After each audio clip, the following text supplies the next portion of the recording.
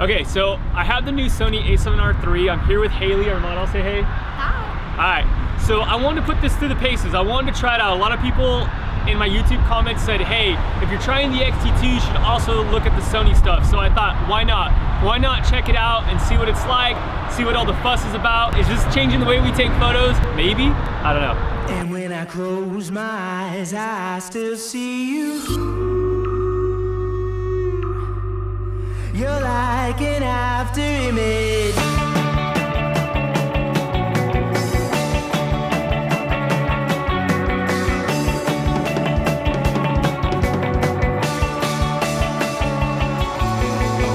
Okay, so all of a sudden that train just went by, and dude, I was able to shoot at a 15th of a second with an 85mm at f2 because of in-body stabilization. Now, I've never shot a camera with in-body stabilization, so the fact that I can get that image sharp and in focus, dude, like I quit.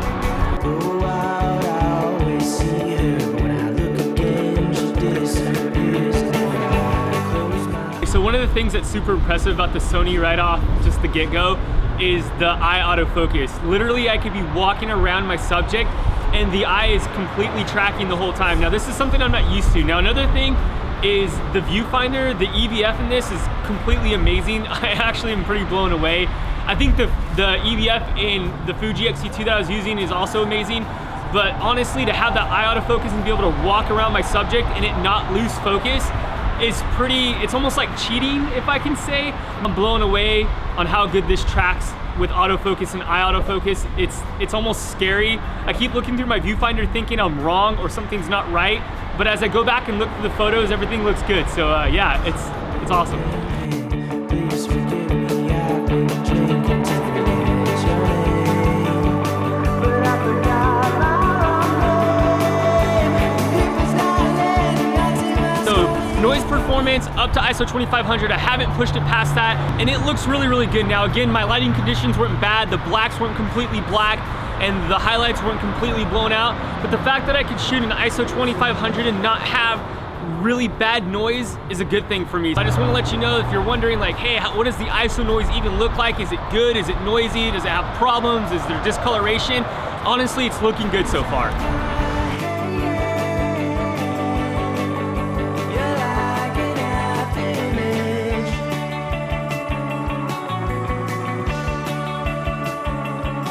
So I had Haley walk this wall back and forth because I wanted to test the continuous focus, the eye autofocus, and the focus tracking in general. And it did a really great job. I would say 9 out of 10 images were just completely sharp and in focus.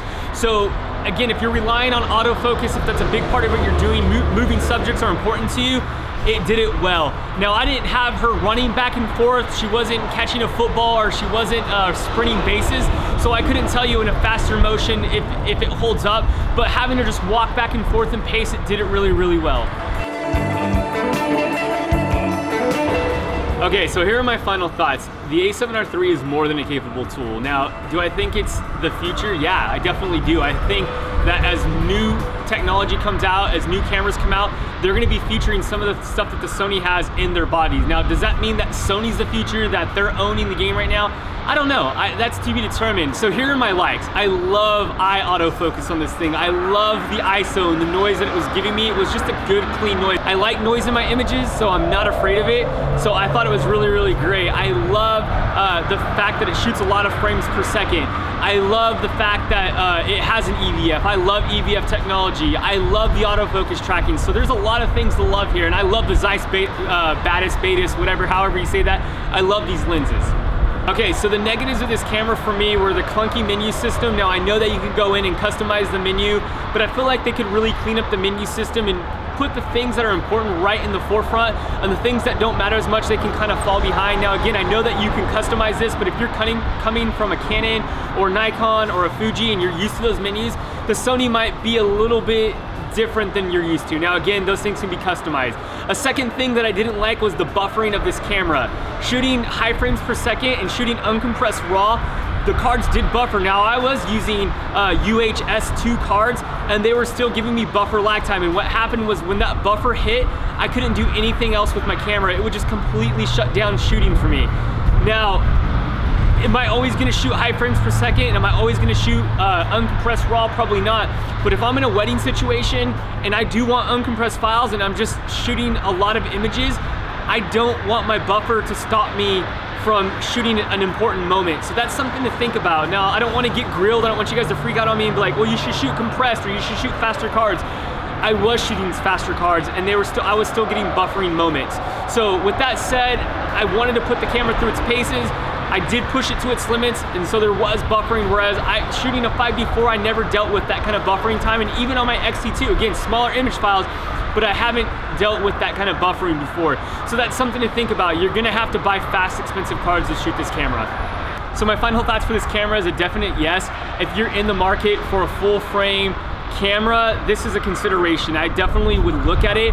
Now, there are other cameras that I believe that do a lot of things great. In the full frame category, I don't know really what competes with this. Now, I know the Nikon D850 is amazing. I know the Canon 5D4 is amazing because I've used it. This camera though, if you're in the market, it's something to consider.